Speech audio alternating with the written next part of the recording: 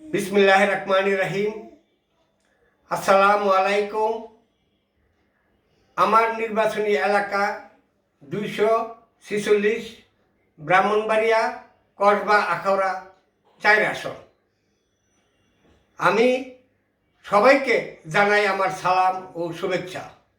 প্রিয় ভাইয়েরা আমার, আপনারা জানেন গণ অধিকার পরিষদের পক্ষ থেকে ব্রাহ্মণবাড়িয়ার 4 আসন থেকে আমি প্রতিদ্বন্দ্বিতা করতেছি। আমি দুঃখিত, লজ্জিত, সময়ের সংক্ষেপে আপনাদের সবার সাথে দেখা করতে পারি নাই। প্রিয় ভাইয়েরা আমার একটাই বক্তব্য, সেটা হলো সন্ত্রাস, দুর্নীতি, জঙ্গিবাদ, বেকার সমস্যা সমাধান, নারী ও পুরুষের মৌলিক অধিকার বাস্তবায়ন। আমি বিগত দিন আপনারা দেখেছেন যে এই যে দুর্নীতির বিরুদ্ধে আমি সোচ্চার ছিলাম এবং আসিও থাকব। আমি চাই 72-এর সংবিধান সংশোধন, যে সংবিধান জাতিকে পরিবারতন্ত্র থেকে মুক্তি করতে পারে নাই। গত 53 বছর আমরা ছিলাম পরিবারতন্ত্রের পাউছাড়া গোলাম। আমি যাকে নৌকা দেব তাকেই পাশ করাইতে হবে, আর কেউ ইলেকশন করতে পারবে না। এখন কোনো দল যদি এককভাবে তাদের কাছে কর্তৃত্ব থাকে তাহলে সেখানে গণতন্ত্র থাকে না। তারা কি করে? আমাদের নেতা কর্মীদেরকে গুন্ডা ক্যাটার বানায়, তারাই মনোনয়ন বাণিজ্য করে। দুঃখের বিষয়, নির্বাচন কমিশন জাতিকে যে সৎ ও যোগ্য উপহার দিতে পারবে ওই কাজটুকু তারা করতে পারে না। কারণ রাজনৈতিক দলগুলি চাঁদাবাজ জন্ম দেয়, রাজনৈতিক দলগুলি। তারা কি করে? তারা পরিবারতন্ত্র গড়ে তুলছে।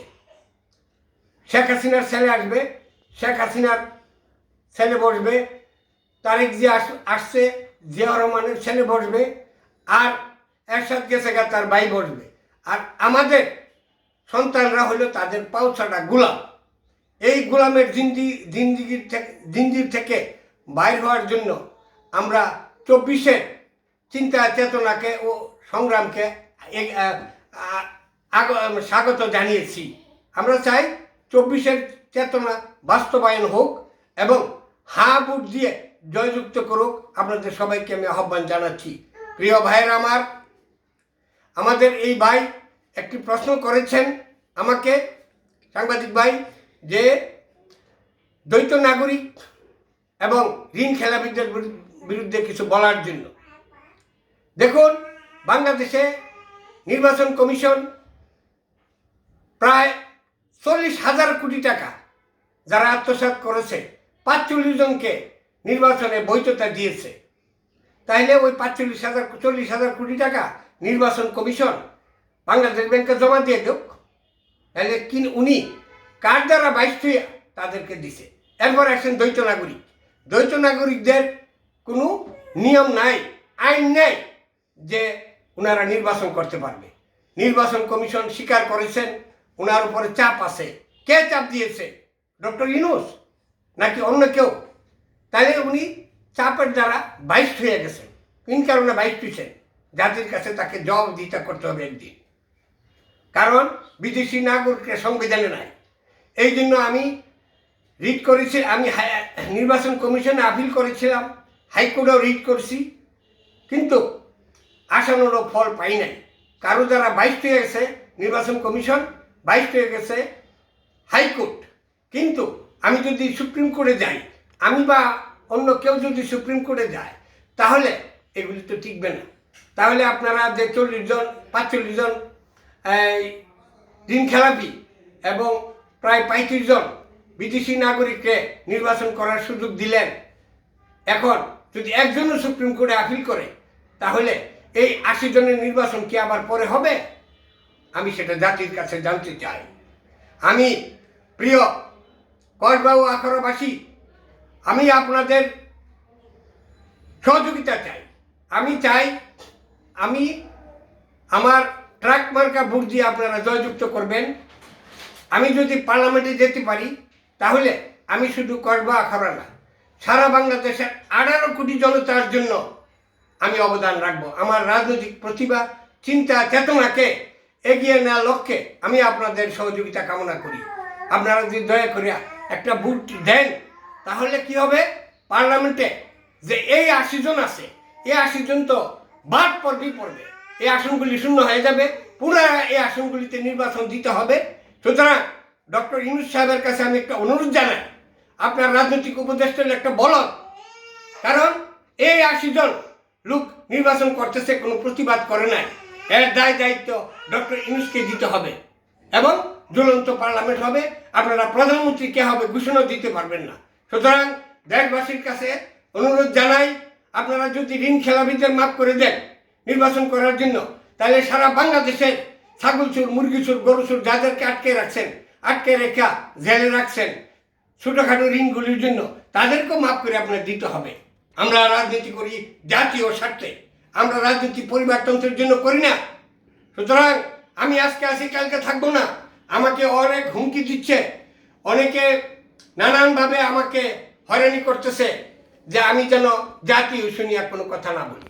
কেন ভাই, দুনিয়া 2 দিনের বাসায় থাকবে না? ওই শেখ হাসিনা পালাইয়া গেছে, তার সম্পদ লুট করে লইয়া গেছে কারা? অন্যরা খাইতেছে। ইন্ডিয়ার সাথে গোলামি চুক্তি করছে। এখনো যদি কেউ ইন্ডিয়ার সাথে গোলামি চুক্তি করে, এই দেশের মঙ্গল হবে না। কারণ ইন্ডিয়া আমাদেরকে গোলাম বানিয়ে রাখছে। ইন্ডিয়ার কারণে আমাদের দেশ উন্নত হইতে পারে না। ইন্ডিয়ার লোক এখানে কাজ করায়, ইন্ডিয়ার লোকে ইন্ডিয়ান এক্সিম ব্যাংকে ডলার দিয়া ইন্ডিয়া ভ্রমণে যাইতে হয়, চিকিৎসার জন্য যাইতে হয়। এইভাবে আমরা তো দেশ উন্নত হবে না। আমরা চাই ভারতের সাথে আমাদের বন্ধুত্বসুলভ আচরণ থাকবে। আমি একজন যুদ্ধাহত মুক্তিযোদ্ধা, ইন্ডিয়া আমাদের উপকার করছে, তাদের কাছে আমরা ঋণী।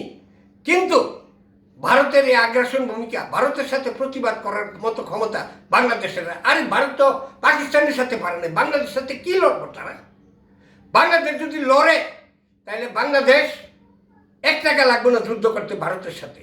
চীন, পাকিস্তান, ইরান, তুরস্ক সহ মুসলিম দেশগুলি পাশে দাঁড়াবে, ইন্ডিয়া 5টা টুকরো হয়ে যাবে। ভারতকে ভয় পাওয়ার কিছু নাই। কিন্তু আমরা ভারতের সাথে সংঘর্ষ চাই না। পশ্চিমবাংলার বা বাঙালিরা আছে, বাংলা, বিহার, উড়িষ্যার, তারাও আমাদের ভাই। আমরা সংঘর্ষ চাই না। তাদেরকে বোঝার দরকার আছে আমাদেরকে কিভাবে যে তারা আগ্রাসন করতেছে। আমি সরকারের কাছে আবেদন জানাবো, আপনারা আমাদের দেশের সেনাবাহিনীকে শক্তিশালী করুন। 57 জন বিডিআর হত্যার আর্মির অফিসারগুলি ধ্বংস করে দিচ্ছে, দেশকে ধ্বংস করেছে। আমরা চাই আমাদের দেশে কমসে কম 10 লক্ষ সেনাবাহিনী আমাদের প্রয়োজন। তারপরে আমরা চাই 50 লক্ষ যুবকদেরকে ট্রেনিং দেওয়া একান্ত প্রয়োজন। দেশে ইন্ডাস্ট্রি নাই, ইন্ডাস্ট্রিয়াল ডেভেলপমেন্ট করার চিন্তা কেউ করে না। ভারত বিদেশি পণ্য বাজার সয়লাভ হয়ে গেছে। কি কারণে? প্রতিটা লোকের মাথা পিছু 1 লক্ষ টাকা সুদি ঋণ চাপাইয়া দিয়া আপনারা রাজনীতি করবেন না। আপনারা এইটা খাওয়াবেন, সেইটা খাওয়াবেন, লোক দেখান। কেন? আপনারা বাংলাদেশের যুবকদেরকে সঠিক প্রশিক্ষণ দিয়ে বিদেশ পাঠালে রেমিটেন্স আসবে, তারা বেশি পয়সা কামাইতে পারবো। আপনারা কি করেন? বেকার যুবকদের পাঠাই দেন, প্রশিক্ষণ তেমন দেন না, বিদেশি গিয়া কাজ করতে না। একটা লোক অন্যান্য দেশের লোকেরা গিয়া ডাবল বেতন পায়, আমরা বাঙালিরা কাজই পায় না। আমি হাজার বাঙালির চাকরি দিছি, কিন্তু কিছু জানে না। এরা যদি প্রশিক্ষণ দেওয়া যায়, একটা নার্সের মেয়ে বেতন পাইব 3 লাখ টাকা, জামাই গেলে পাইব 3 লাখ টাকা, রেমিটেন্স আসবে। তাহলে তারা বিদেশ পাঠাইতে এত টাকা নেবেন কেন? আমরা ফ্রিতে বিদেশ পাঠাবো, টাকা লাগে না। টাকা তো ওরাই দিবে আমাদেরকে, সরকারের ফান্ড আসবে। সেই চিন্তা আপনাদের নাই। আপনারা আমাদের দেশের যুবককে বেকার সমস্যার সমাধান করেন না। কি কারণে? স্কুল, কলেজ, ইউনিভার্সিটি এবং মাদ্রাসার ছেলেদেরকে চাকরি দেন না। আপনারা কি করে? ইন্ডিয়াতে লুকাই না কাম করাইবেন না। এত বড় জমিদার আপনার কখন হয়েছেন? যে দেশে একটা ইন্ডাস্ট্রি নাই, যে দেশে একটা গাড়ি বানাইতে পারে না, যে দেশে একটা কোনো বিনিয়োগ করে না, দেশের মানুষ কি করে? কানাডায় টাকা পাঠাই দেয়। এখন কানাডার নাগরিকদেরকে আপনারা নির্বাচন করার সুযোগ দিলে তারা তো আবার কানাডাতেই চলে যাবে, বসন্তের কুকিল। সুতরাং আমি দেশবাসীর কাছে আহ্বান জানাই, সরকারের কাছে আহ্বান জানাই, যেসব রাজনীতিবিদদের মাথায় গিলু নাই, এদেরকে কথা আপনার ধরেন না। যদি কোনো রাজনীতিবিদ আমার ভুল ত্রুটি ধরতে পারেন, আমি তাদের কাছে ঋণী থাকবো। আর নইলে কোনো বাপের জন্ম হয়ে থাকলে আমার সাথে টকশোতে আসেন, রাজনৈতিক সার্টিফিকেট আমি দিয়ে দেবো। কিন্তু এই বাটফাটদের কর্তায় নির্বাচন কমিশন সেই দিন আমার আপিলটা খারিজ করে দিছে, রিটটা খারিজ করেছে। কারণ কি? যদি আমি সুপ্রিম কোর্টে যাই তাহলে এই 80 জন বাদ পড়বে, একজন মামলা করলেই বাদ পড়ে যাবে। তবে যাই হোক, আমি সবাইকে অনুরোধ জানাচ্ছি খুব সংক্ষেপে আপনারা আমার ভুল ত্রুটি মাফ করে দেবেন। আমার এই কথাগুলি জাতির স্বার্থে, জাতির উন্নয়নের স্বার্থে আমি যদি কাজে লাগে আপনারা আমার জন্য দোয়া করবেন। আর আমার দ্বারা আমি ঘুষ দিব না, খামো না, আমার জন্য ঘুষ খাওয়া হারাম। এই মরে গেলে কবর যাইতো না আমার টাকা। কিন্তু দুঃখ লাগছে যে আমরা এমন একটা আন্দোলন করছি যেখানে 100 মাজার ভেঙে গেছে। কি জন্য ভাই? 8 কোটি সুন্নি জনতা আছে ভোটার, আপনারা ওদেরকে মূল্যায়ন করেন নাই। কি করছে? মাজার। আরে মাজার ভেঙে নিলে তো দেশটা চলবো কেমনি? অরাজকতা সৃষ্টি হবে না? 8 কোটি ভোটার ছেড়ে দিব? বর্তমান যে উপদেষ্টা আছেন উনি তো মাজার বিরোধী। কেন ভাই? সুন্নিপন্থীরা আর মাজার জিয়ারত করে। এই বাংলাদেশে, ভারতবর্ষে এই আল্লাহর অলিরাই ইসলাম প্রচার করছে। আপনারা কি করছেন? এখন আপনারা মাজারের বিরুদ্ধে কেন? সুতরাং আমি আপনাদেরকে সতর্ক করে দিতে চাই, মাজারের প্রতি সম্মান দেখায় কথা বলুন, নাহলে সুন্নিরাও আপনাদেরকে ছেড়ে দিবে না একদিন। মনে করেন না আপনারা ফুলসেরাত পারিয়ে দেবেন না। আপনারা ডক্টর ইউনূস সাহেব বলছেন যে উনি ছাত্ররা দেশ চালাবে। আরে ছাত্ররা ঘুরে দিন চালাইব। ছাত্ররা তো রাজনীতি জানে না, তাদের সাথে একটা মুরব্বী নাই, সিনিয়র নেতা নাই, ওদেরকে বসাই দিয়েছেন। এনসিপিতে আছে একটা সিনিয়র নেতা, ওরা তো বাবার কথাই শুনে না, নাই তার বাবার কথাই শুনে না, একটা সিনিয়র রাজনীতিবিদদের মূল্যায়ন করে না। তো কেমনি হইব? আন্দোলনকারীদেরকে আমি শ্রদ্ধা জানাই, তারা বীর। হাসনাত আবদুল্লাহর আসনে আপনি দেখেন ইনকালাফি বাদ দিচ্ছে, তাহলে অন্য 35টা ইনকালাফি কীভাবে থাকে? আর এই 45টা ইনকালাফি কীভাবে থাকে? ওদেরকে অবিলম্বে ওদেরকে বাদ দিতে হবে। সুপ্রিম কোর্টের প্রতি শ্রদ্ধা আছে আমাদের। আমার বিশ্বাস সুপ্রিম কোর্ট এই 80 জনের বিরুদ্ধে একটা সঠিক সৎ রায় দিবেন বলে আমি আশাবাদী। আপনি পরিশেষে সবাইকে আমি অনুরোধ করি, আপনারা আপনাদের মূল্যবান ভোটখানা ট্রাক মার্কা প্রতীক দিয়ে আমাকে জয়যুক্ত করুন। আমি দেশ ও জাতির উদ্দেশ্যে নিজের জীবনকে উৎসর্গ করে দিতে চাই। দোয়া করবেন আল্লাহ যেন আমাকে হেদায়েত করেন, আমি হারাম খাওয়া থেকে যেন বিরত থাকতে পারি এবং পাক পাঞ্জাতনের খেদমতে আমি যেন পার্লামেন্টে যেতে পারি। সবাইকে আমার সালাম ও শুভেচ্ছা জানাচ্ছি। সালামু আলাইকুম। বাংলাদেশ জিন্দাবাদ।